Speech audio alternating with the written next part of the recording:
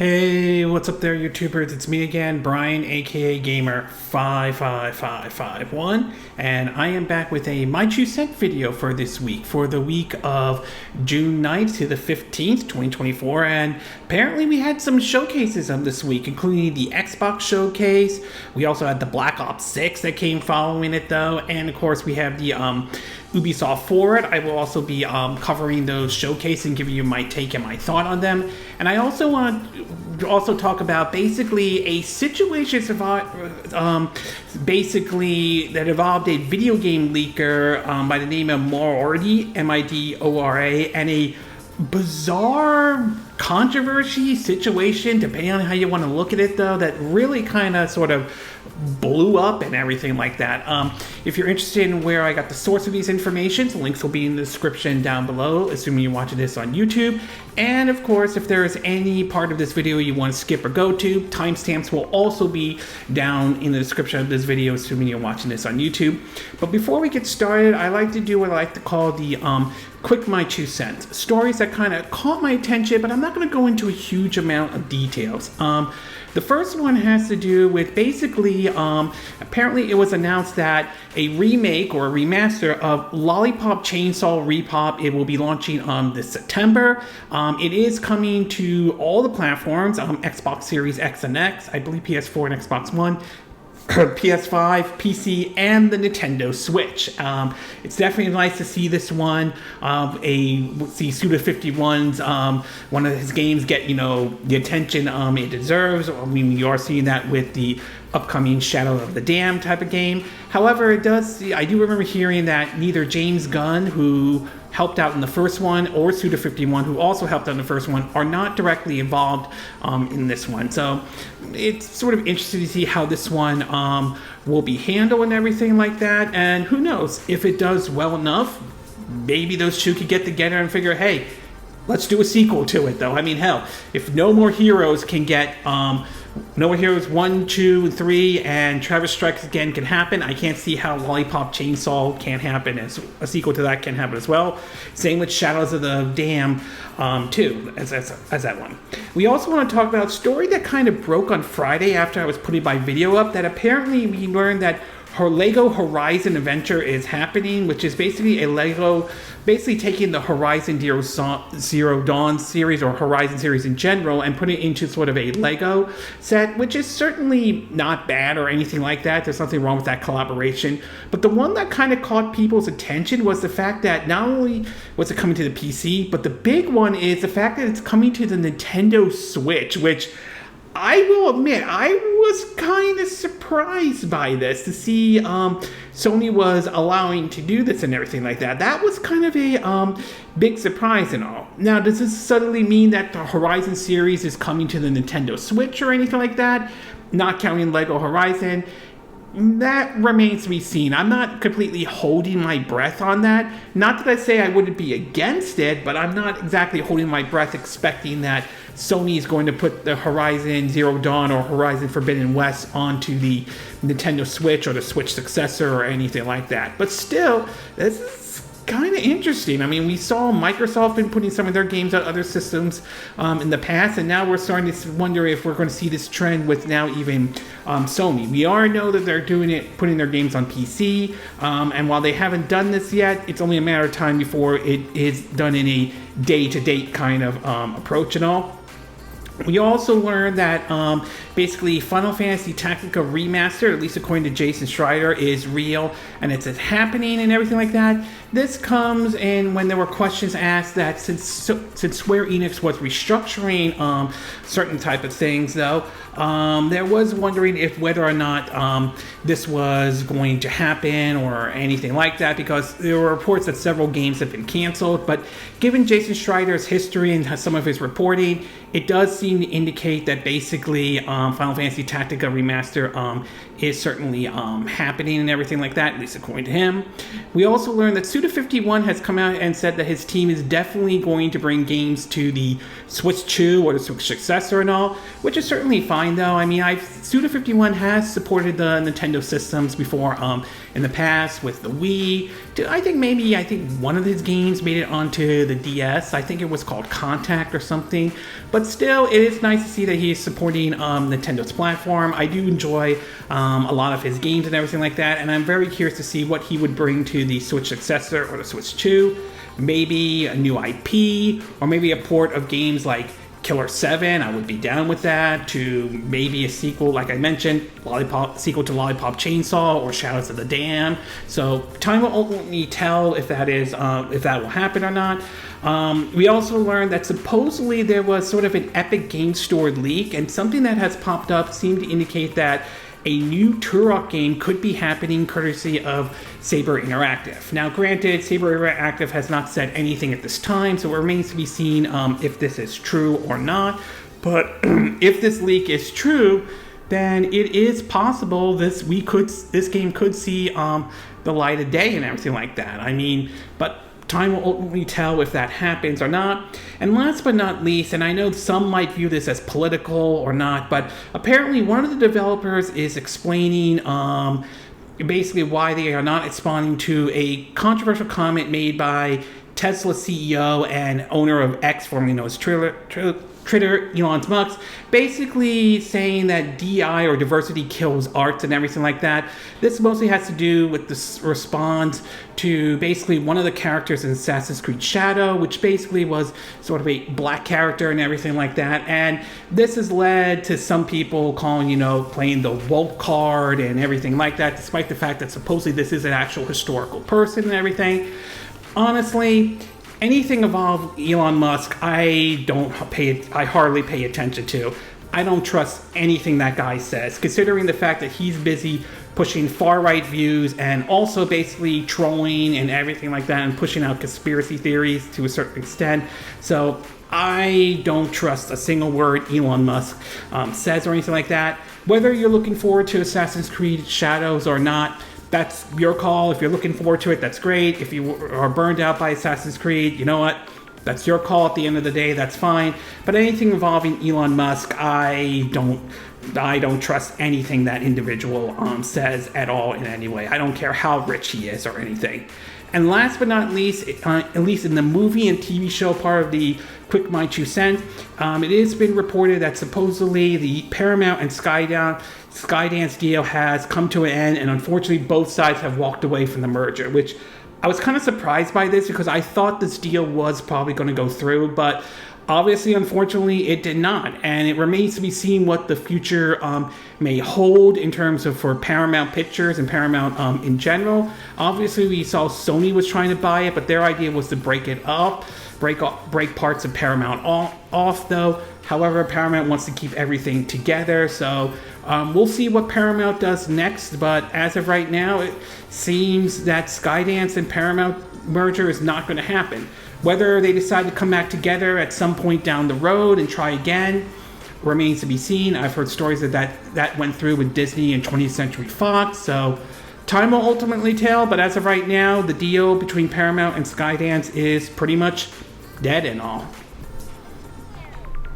Okay, with the Quick My 2 Cent part now done, along with the movie and TV show part of our My 2 Cent, we'll get started with our first story, and this one's going to be with the Xbox Showcase 2024. Now, I would say this year has kind of been, let's just say Microsoft's kind of been in a rough spot and all. And the big one that really caused some backlash was the closure of Tango Gameworks and Arcade Austin to a certain degree. And this kind of raised certain questions about Microsoft's leadership and some of the decision making and whether it was worth buying all these studios and everything like that. So Microsoft wasn't certainly in the best of spots in 2024 so far. And so they really needed they certainly had a tough hill to climb with this one, especially going into the Xbox Showcase and all. And after watching the showcase myself, I honestly have to say that I was actually very impressed with this showcase and all. I think Microsoft did a really good job in terms of presentation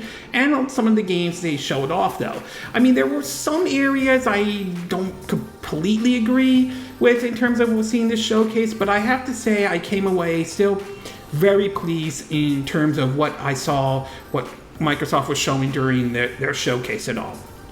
So I'm going to break it down into what I liked and what I didn't like, mixed or not 100% sure about in terms of the Xbox showcase.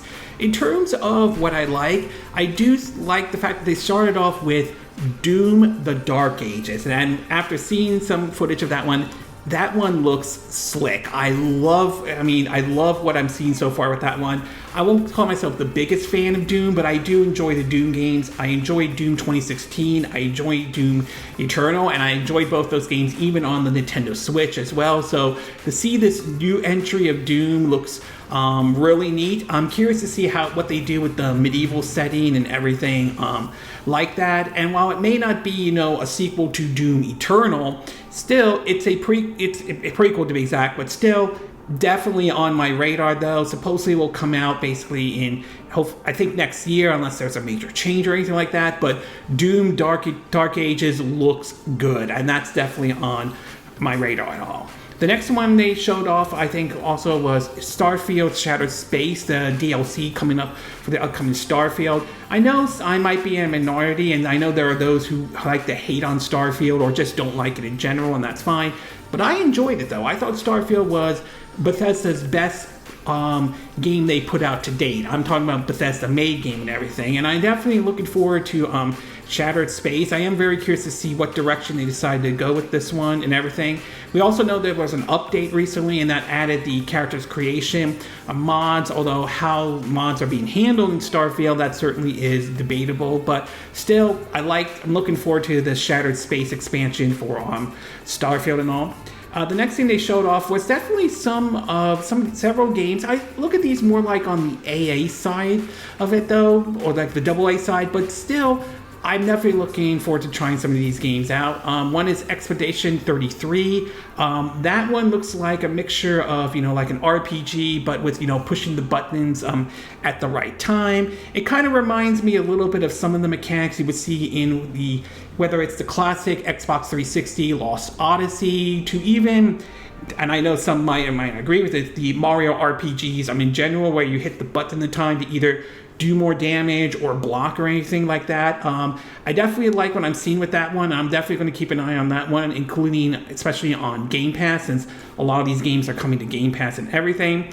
South of Midnight also looks kind of interesting. When that trailer was shown, the frame rate I wasn't 100% sure about, because I thought this may have been an issue with it. But once it got into the gameplay part, I thought, oh, okay, that was just used for the cutscenes and everything. But still, I like the setting. I like what I'm seeing with this one, though. Definitely will keep an eye on that one on Game Pass, along with another one called Flintlock, The Siege of Dawn. That one also looks interesting as well. So nice little variety on this one, and I'm definitely going to be keeping an eye out for those three games in general, especially since I believe they'll be coming to Game Pass as well. The next one has to do with Perfect Dark. Now, this one, there were rumors going around that there may have been some issues and troubles behind the scene, especially with Crystal Dynamics working with the initiative and all. But after what they showed during the gameplay trailer, I would say that one looks good. I was kind of surprised about how they were handling this and everything, and I definitely like what I see, including some of the ways you could approach certain situations with Jonah Dark and all. So I'm very curious to see how this one is going to play when it does come out and everything like that. But judging by what the initiative and Crystal Dynamics showed during the showcase, I definitely am pleased with what I'm seeing so far with that one. The other one is, of course, Fable. Now, last year, one of my big criticisms during the showcase was they didn't really show any gameplay or anything. It was just basically a cutscene, and that was pretty much it. And I was a little bit disappointed with that, especially with that one, because I was hoping that Playground Greens would show off exactly how the game looks, how the game plays, and everything like that. And I will say for this one, We saw a bit more on the gameplay side, though, not a huge amount, but definitely more than what we did last year, and I think that is certainly good and all. I am still curious to see how Playground Games is going to handle Fable, considering that up to this point they've only done, like the Forza Horizon series, so be very interested to see how they handle this game in general. But I will say I am liking what I'm seeing so far, and definitely looking forward to trying this one when this also comes to Game Pass as well.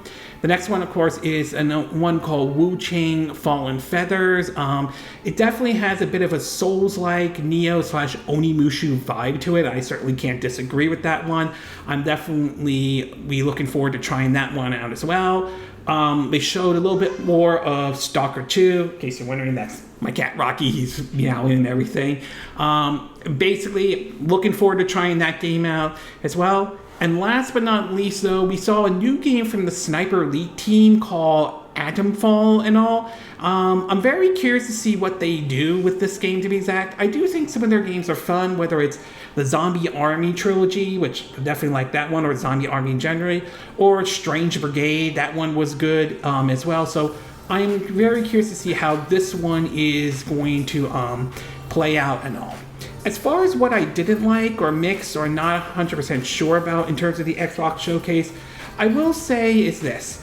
While I don't think there was anything wrong with them showing the Black Ops 6 trailer and everything like that, I just felt like it seemed like an odd way to start the showcase, considering the fact that basically Black Ops 6 was getting its own showcase. So I felt like, what was the point showing this trailer? Shouldn't you save that for the Black Ops 6 showcase instead? So there was certainly, I just was kind of, certainly thought it was an odd choice for Microsoft to make.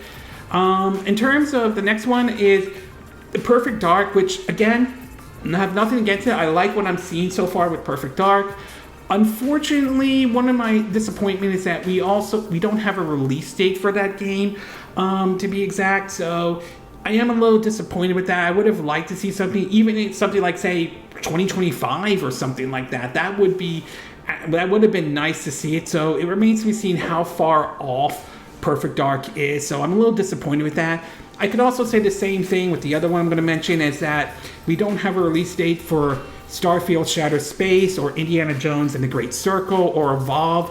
Though, only thing we have for those are 2024, but we don't have an actual concrete launch date. And I think that was kind of a missed opportunity right there for Microsoft and Bethesda too. I would have liked to have seen an actual, concrete release date and everything like that. The next thing we do want to talk about is the fact that we had Metal Gear Solid Snake Eater remake and everything like that. And while it does look impressive, still a bit mixed on it because it is Konami, and we all know how Konami handled the last Metal Gear game in general and the direction Konami has been going. So we'll have to wait and see on that one. I'm not 100% sure because it's Konami, but time will ultimately tell.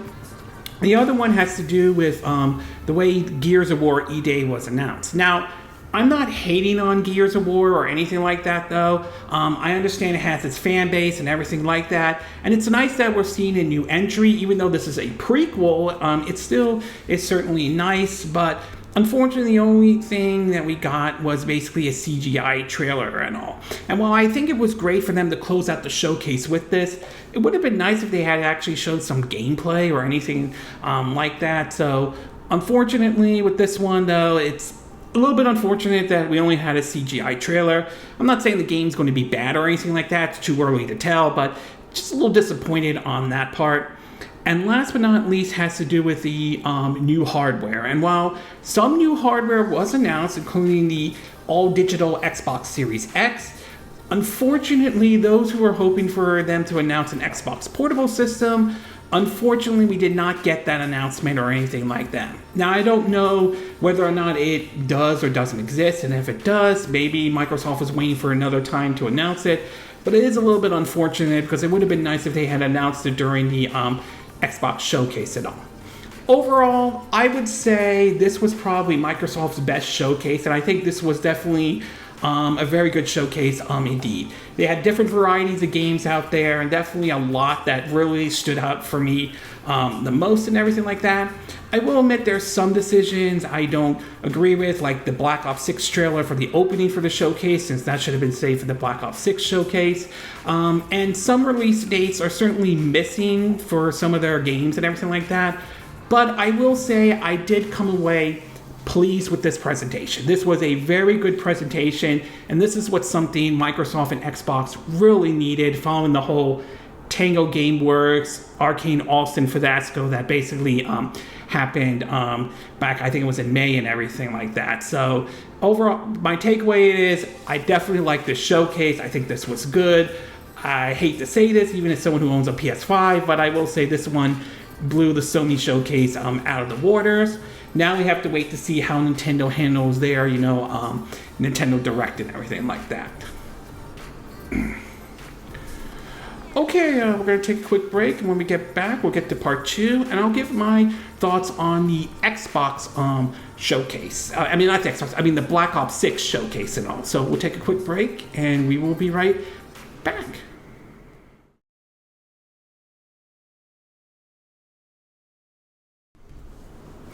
Okay, and we are back with part 2 of my 2 cent video, and for this one, we're going to be taking a look at basically the Black Ops 6 showcase that also happened. Now, this premiered following basically the Xbox showcase and everything like that, and so it was sort of interesting to see this, considering the fact that now that Microsoft now owns Activision Blizzard and now also owns the Call of Duty series in general. And while I'm not the biggest Call of Duty fan, I will say the Black Ops series I kind of find more interesting than, say, any of the other entries of the Call of Duty series in general, though. So I was very curious to see how this one was going to do. And while there were some moments or some parts that I do like, though, I do kind of have to question, did Call of Duty Black Ops 6 really need its own showcase or anything like that, though? So, like I said, we'll break it down to what I like and what I didn't like, mixed and not 100% sure. In terms of what I like, though, I will say the campaign for Black Ops 6 does look interesting. The idea of it taking place, following the end of the Cold War and around the time of, Operation Desert Storm back in the early 90s and everything like that. So I am very curious to see what they do with this. I also like the idea that it seems as though there are many ways you can approach the situation in this one. So I am kind of curious to see how this is all going to play out.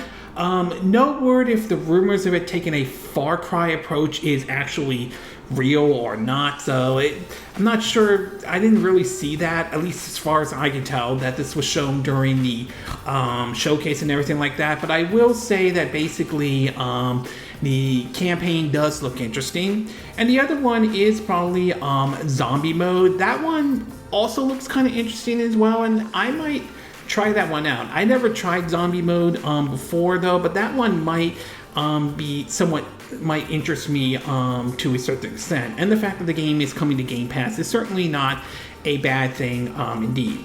In terms of what I didn't like, mixed or not 100% sure, I will say, and again, to be clear, this is based off my preference and taste. I'm not really big on the multiplayer, so the multiplayer part doesn't interest me.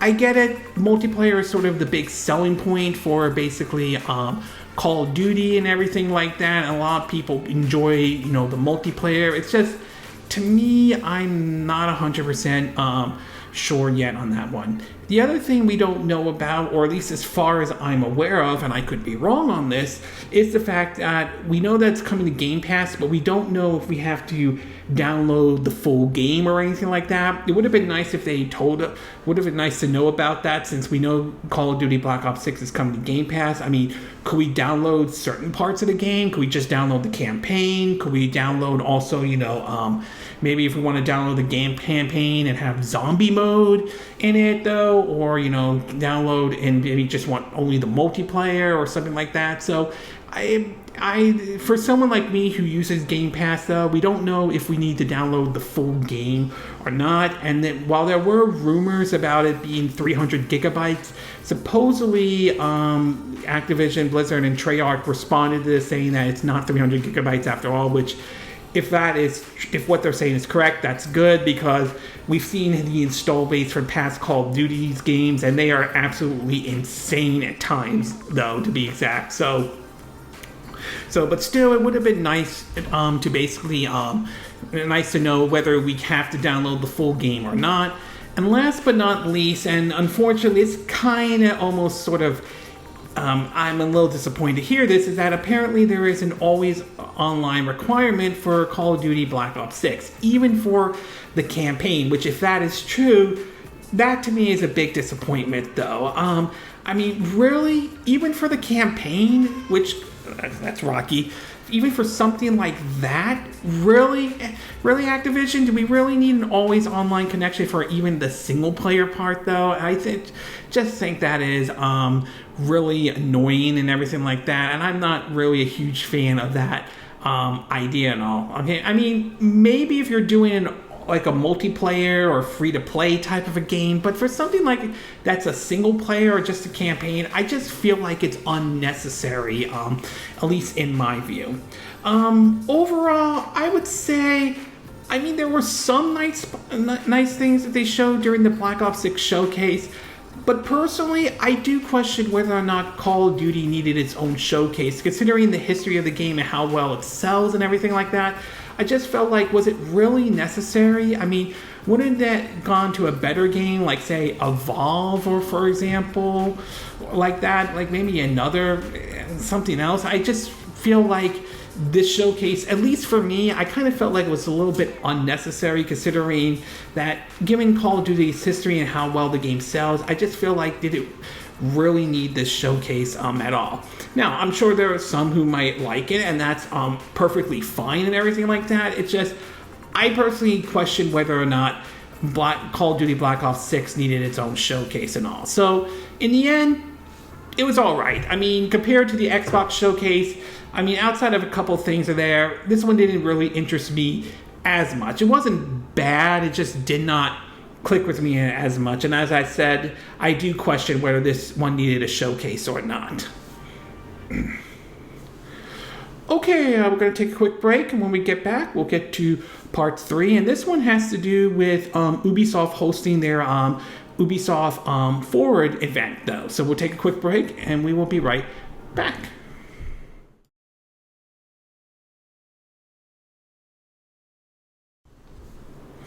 Okay, we are back with part 3 of my Two Cent video. And for this one, I want to give my thoughts on Ubisoft Forward 2024. Now, Ubisoft held their own live stream or their own, showcase and everything like that, though. I'm not the biggest Ubisoft fan, but I was definitely curious to see what they were going to show during their showcase.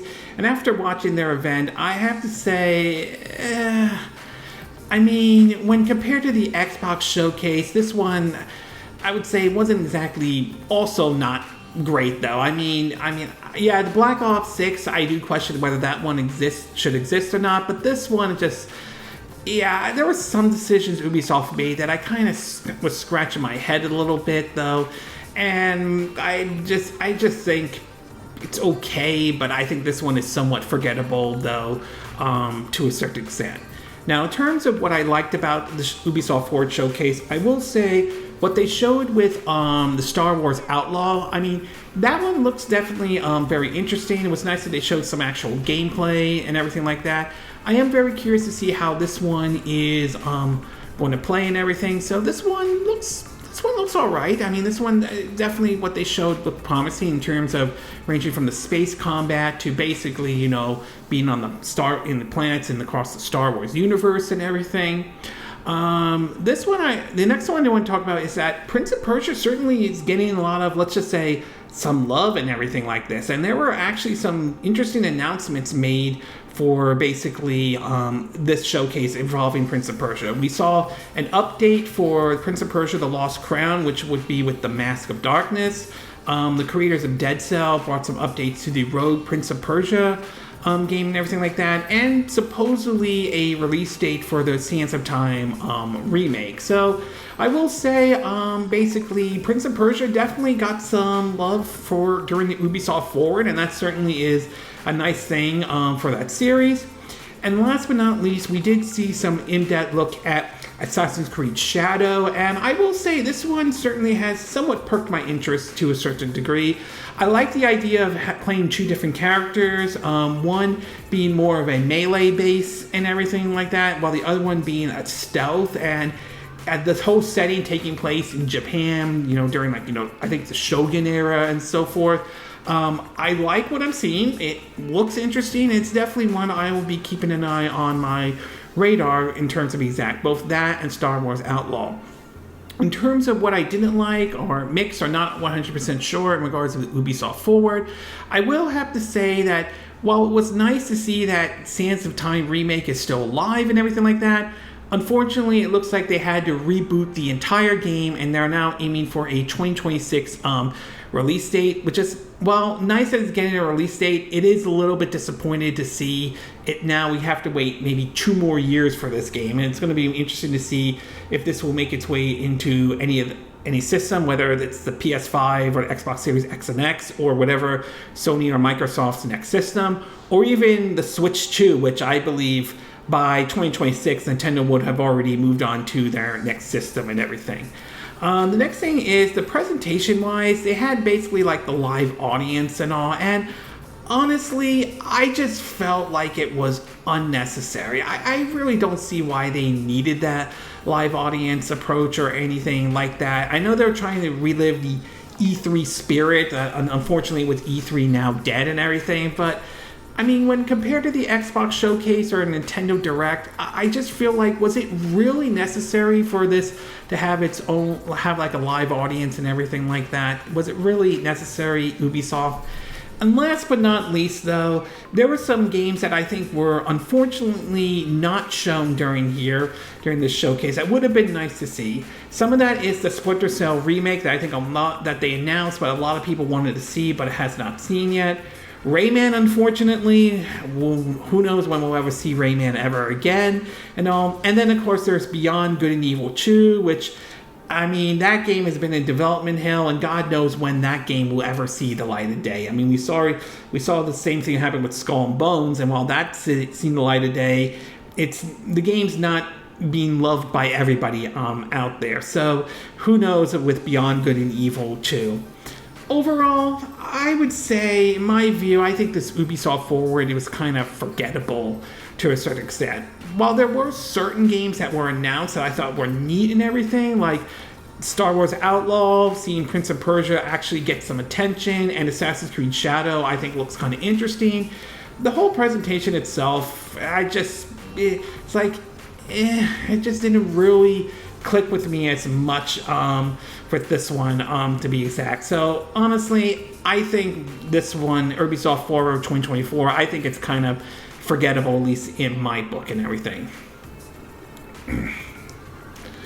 Okay, we're going to take a quick break, and when we get back, we'll get to our fourth and final part, and this one has to do with an odd controversy surrounding a video game leaker and all. So we'll take a quick break, and we will be right back.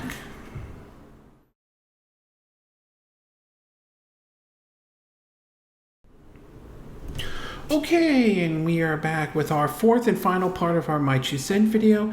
And for this one, we're going to be taking a look at a very odd situation. This had to do with a leaker by the name of, I think, Midori, M-I-D-O-R-A. Now, supposedly this leaker was originally basically known for its Atlus and Sega leaks, though, and has leaked certain information, including some stuff for Nintendo and everything. And for the most part, this leaker seemed to be correct on a lot of things and was basically considered a reliable leaker and everything like that.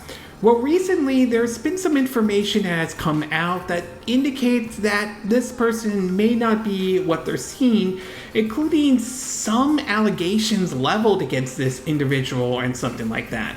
Anyway, some of the articles that came out, this one came from basically Push Square. It's basically pointed out that this person who was known alleged Sega and Atlas know-it-all, who generated a track record of series of accurate leaks, has been outed as a fraud. The supposed snoopster, who assumed an enormous online following, presented himself as a young Japanese lady and even used broken English in many of their posts to strangely sell the illusion. It turned out, however, they're a white man in their 30s who just so happened to attain an internal presentation from Sega which enabled them to successfully leak a handful of projects early on. Once the content dried up, there was apparently working behind the scene to trade with other insider information. This result in the account accuracy nosedive, and many suspected something wasn't amiss. As the heat turned up on this person's real identity, a Reddit post exploded all overnight before promptly being nuked. The user has since admitted to everything, and the article saying that they're going to refrain any of the accusations here because it does include personal information, but it points out that Sega might take further action to identify this person's exposure and all. On top of that, there are some allegations labeled at this person. They said that this person was actually someone by the name of Mystic Dents, who was a former fake leaker who hung out with Zippo long ago, that leaker has had credibility issues. And there are some interesting allegations. I don't know if I do want to point out that I don't know if these allegations are true or anything like that, so I'm not going to go out and say that they are, but if these allegations are true, it's kind of very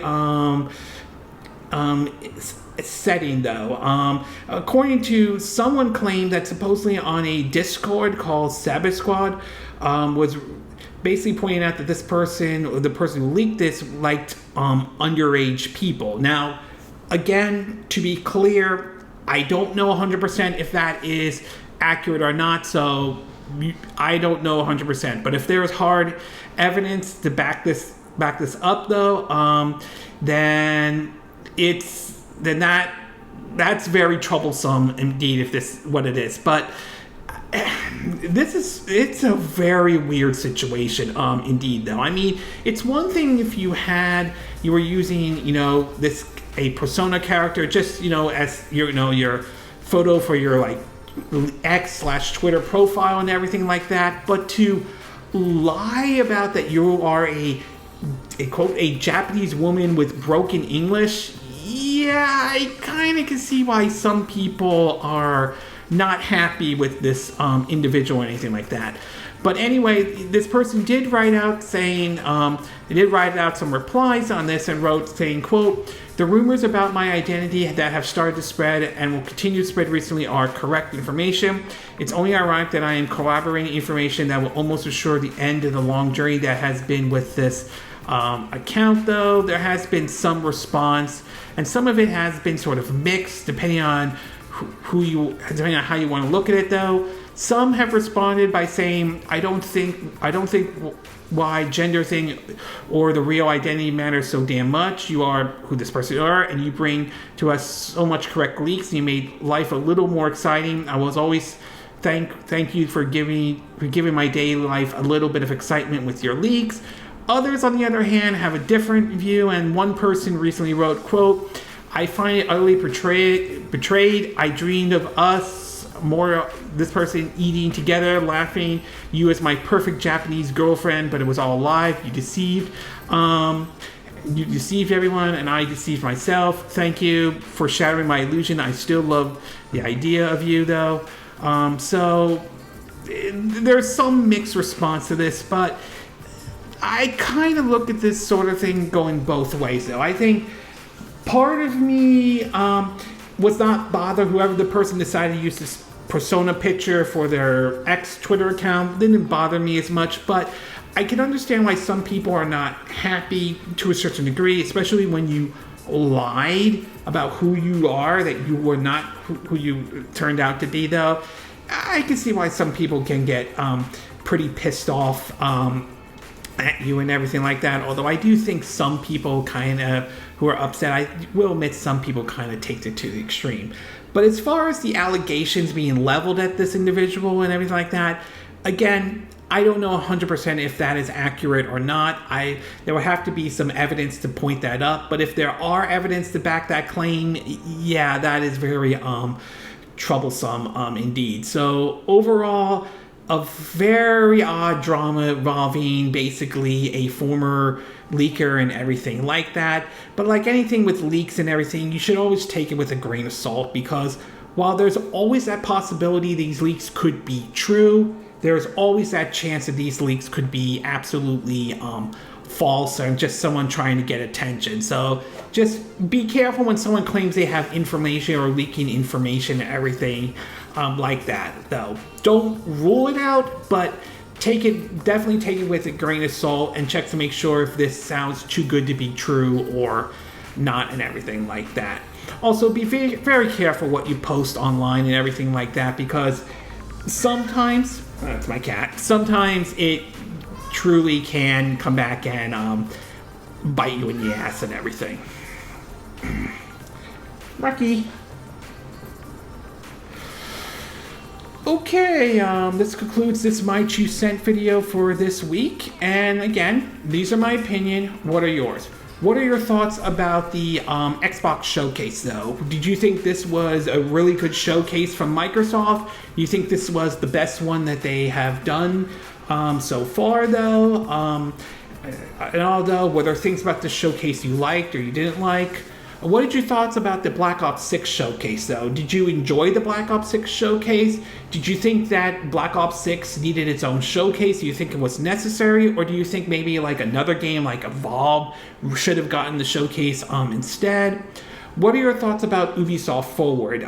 Did you like how they handled their presentation and everything like that? Did you enjoy any of the games they announced in any way? And what are your thoughts about this whole situation with this video game leaker in terms of the whole controversy? Do you think this is being blown way out of proportion? Do you think this person basically done this to themselves and everything like that, though? Do you think some people are taking it, going way overboard? Or do you think people have a right to be angry about this? Do you agree with what I said in this video? Do you disagree? Do you have a difference of opinion? As always, sound off in the comment section below. Let me know what you think. And if you do like this video, I hope you hit the like button. I would appreciate it. And I hope you do subscribe to my YouTube channel. If you do, make sure you hit the bell icon for notifications of any new videos I put up. Also, feel free to share this video if you want to, and feel free to donate to my channel if you like. You could do it through PayPal me, Patreon, or Steam Labs. Links will be in the description of this video, assuming you're watching this on YouTube. And I will see you again next time when I do another video. Hopefully that'll be soon. Until then, from Southern California, I wish you all a good day then. Bye!